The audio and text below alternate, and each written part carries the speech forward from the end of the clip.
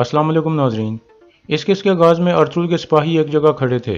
इतने में उन्हें अर्तुल की आवाज़ आती है, तुम लोग मुझे नहीं ढूंढ सके लेकिन मैंने तुम्हें ढूंढ लिया है बहादुरो। फिर अर्तुल उनके सामने आ जाता है तो वो सब बहुत खुश हो जाते हैं। इसके बाद अर्तुल उन सब से मुलाकात करने लगता है।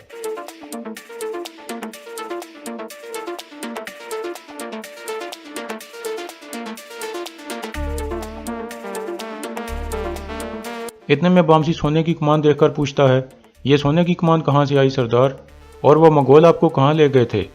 अर्तुल कहता है, वक्त आने पर तुम्हें सब कुछ पता चल जाएगा बामसी, लेकिन सबसे पहले हमारे पास एक बहुत अहम जिम्मेदारी आई है। तुर्गत पूछता है, क्या जिम्मेदारी है सरदार। अर्तुल कहता है, चलो रात गुजारने के लिए किसी गार की तलाश करते हैं, वहाँ मैं आपको सब कुछ बता दूंगा। इसके बाद वो सब वहाँ से रवाना हो जाते हैं। दूसरी तरफ सोगत के सराय महल में ड्रैगोस फर्श की सफाई कर रहा था। इतने में एक आदमी का पांव ऊपर आ जाता है और वो फिसल कर गिर जाता है।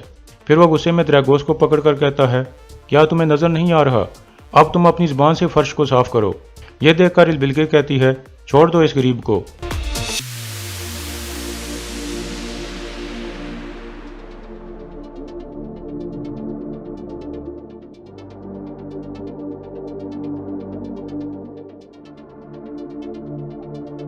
इस तरह वो आदमी गुस्से में बाहर निकल जाता है।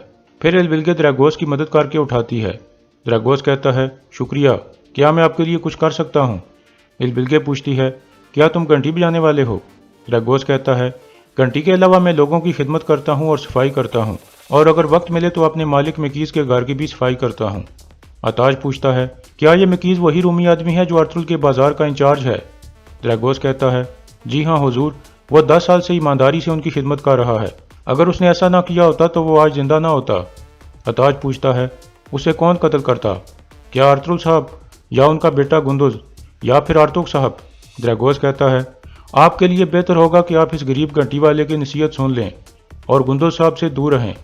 इल्बिल्गे हैरान होकर पूछती है, तुम क्या छुपा रहे हो हमसे। ड्रैगोस बोलने से कुछ हिचकिचाता है।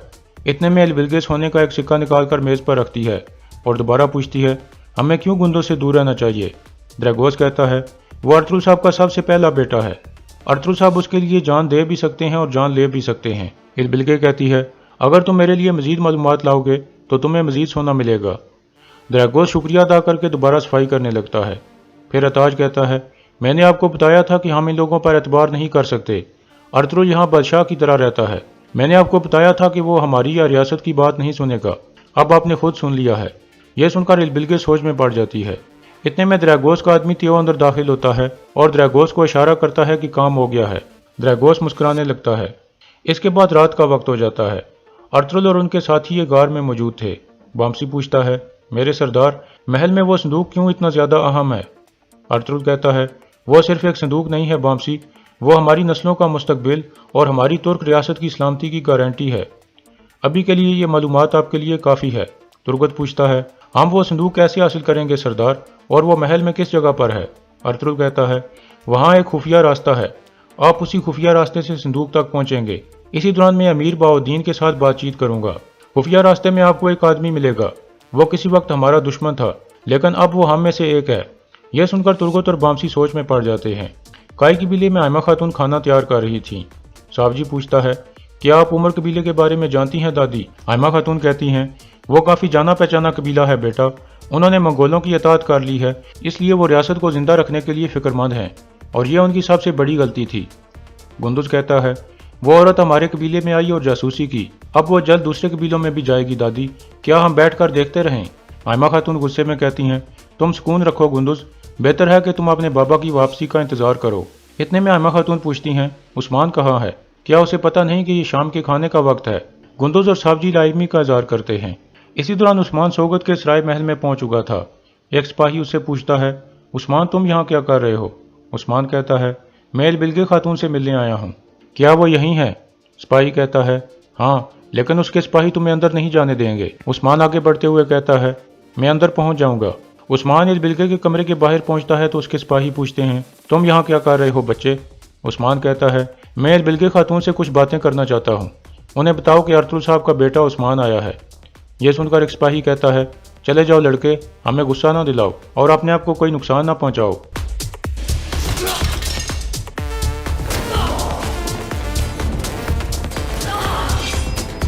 इतने में अंदर से बिल्गे आकर कहती है, क्या हो रहा है यहाँ, क्या तुमने बच्चे पर तलवार उठाई? इतने में उस्मान कहता है, मैं आपसे कुछ बात करना चाहता हूँ खातून।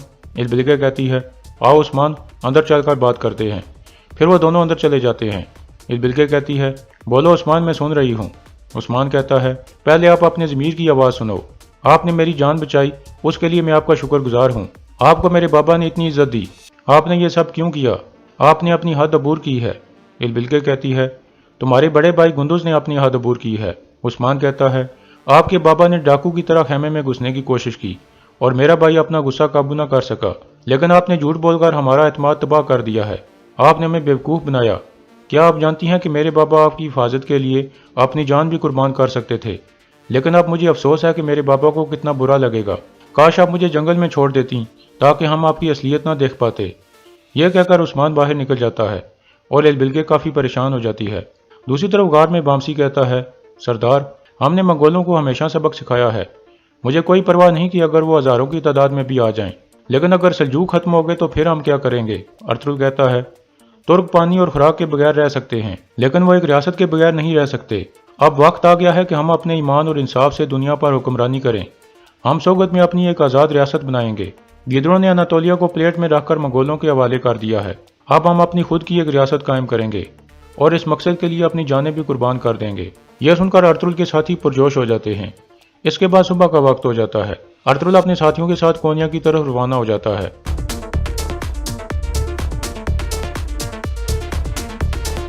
इसके बाद कोनिया का मंजर सामने आता है। अर्तुगरुल और उनके सिपाही कोनिया के महल में पहुंच चुके थे। सामने से कुछ मंगोल आ जाते हैं। एक मंगोल कहता है, रुको, कहाँ जा रहे हो? अर्तुगरुल कहता है, मैं सुलेमान शाह का बेटा अर्तुगरुल हूँ और ये मेरे सिपाही हैं। मैं यहाँ अमीर बहाउद्दीन से मिलने आया हूँ। मंगोल कहता है, अब से तुम अपनी मर्जी से इस महल में दाखिल नहीं हो सकते। अपनी तलवारें मेरे हवाले कर दो। कुछ देर सोचने के बाद अर्तुगरुल अपनी तलवार उतारने लगता है। फिर तुर्गत और बामसी भी अपने हथियार उनके हवाले कर देते हैं। अर्तुगरुल अपने साथियों को कहता है, तुम जानते हो मेरा इंतजार कहाँ करना है। यह कहकर अर्तुगरुल अकेला उन मंगोलों के साथ चल पड़ता है। कुछ देर बाद वो अमीर बहाउद्दीन के सामने पहुंच जाता है। बहाउद्दीन कहता है, मैंने सुना है मंगोलों के गश्त वाले सिपाही तुम्हारे कबीले में आए थे। अर्तुगरुल कहता है, हाँ ये सच है। बहाउद्दीन कहता है, और तुमने उनके कमांडर का हाथ काट दिया। अर्तुगरुल कहता है, हाँ मैंने काटा है। बहाउद्दीन खड़ा होकर कहता है, और तुम यहाँ फख्र से कह रहे हो कि मैंने ऐसा किया है। अब वो गश्त वाले सिपाहियों का दस्ता कहाँ है? उन्होंने कोनिया आना था, लेकिन वो अभी तक यहाँ नहीं पहुँचे।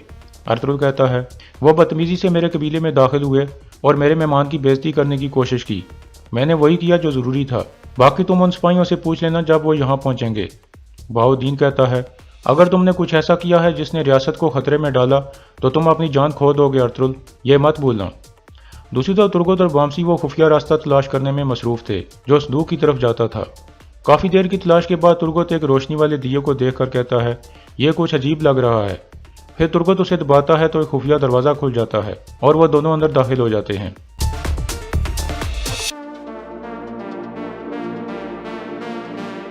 दूसरी तरफ सोगत के बाजार में गोश्त की नई कीमत का तयन किया जा रहा था। गुंदुज भी वहीं मौजूद था। इतने में उसके पास एक लड़की आकर कहती है, मेरी खातून ने आपके लिए ये खत भेजा है। खत देकर वो चली जाती है और गुंदुज उसे खोलकर पढ़ने लगता है। कुछ देर बाद एक लड़का आकर कहता है, गुंदुज, मैंने मारा को जाते हुए देखा है, क्या बात है? गुंदुज कहता है, वो आयरीन की तरफ से खत लाई थी, कल वो मुझसे मिलना चाहती है चागरी। यह सुनकर वो लड़का बहुत खुश हो जाता है और उससे गले मिलता है।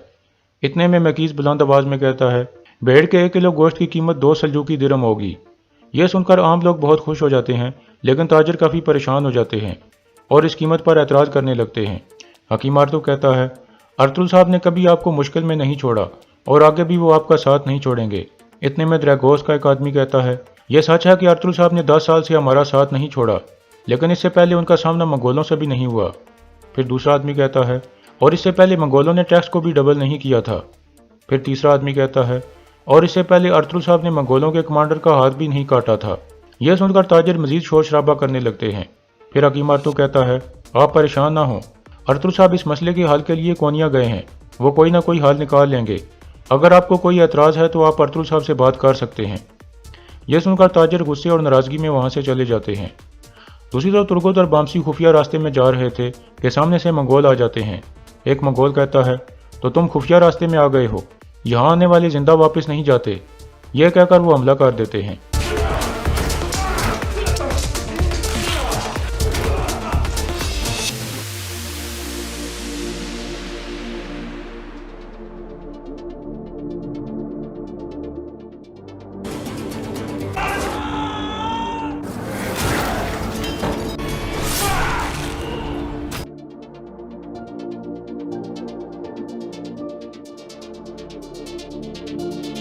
اس آدمی کو دیکھ کر ترگت کے ذہن میں وہ خیال آتا ہے جب وہ آدمی نویان کی بہن کے ساتھ آیا تھا۔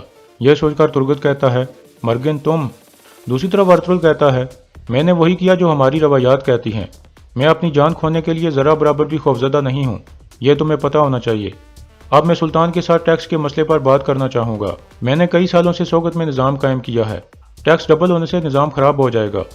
بہاؤالدین کہتا ہے، ارطغرل صاحب، یہ ٹیکس لاگو خان نے نافذ کیا ہے، اس بارے میں بات کرنا فضول ہے۔ ارطغرل کہتا ہے، میں اس بارے میں سلطان رکن الدین سے بات کرنا چاہتا ہوں۔ امیر بہاؤالدین کہتا ہے، اب مغولوں کی حکمرانی کا وقت ہے، اور جہاں تک سلطان کی بات ہے، انہوں نے عمر قبیلے کو ٹیکس اکٹھا کرنے کی ذمہ داری دی ہے۔ ارطغرل حیرانگی سے پوچھتا ہے، کیا مطلب ہے اس بات کا؟ بہاؤالدین کہتا ہے، اس کا مطلب ہے کہ اب سے تمہاری بجائے عمر صاحب ٹیکس اکٹھا کریں گے، پھر وہ اپنا قبیلہ سوگت میں آباد کریں گے۔ یہ سلطان کا حکم ہے۔ اب کچھ سردار ٹیکس کے مسئلے پر بات کرنے کے لیے میرا انتظار کر رہے ہیں، ہم وہاں تفصیل سے بات کریں گے۔ یہ کہہ کر وہ باہر نکل جاتا ہے۔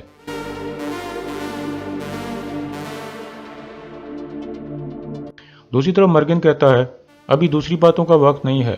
امیر بہاؤالدین وہ صندوق لے جا کر منگول کمانڈر کے حوالے کرے گا، ہمارے پاس وقت بالکل نہیں ہے۔ فوراً جا کر ارطغرل صاحب کو آگاہ کریں، ان لاشوں کو میں سنبھال لوں گا۔ یہ سن کر وہ دونوں باہر کی طرف چل پڑتے ہیں۔ دوسری طرف سوگت کے سرائے محل میں حکیم آرتوک اور مکیز کچھ کاغذات وغیرہ پڑھنے میں مصروف تھے۔ اتنے میں البلگے اور اتاج وہاں پہنچتے ہیں۔ حکیم آرتوک پوچھتا ہے، عمر صاحب کہاں ہیں؟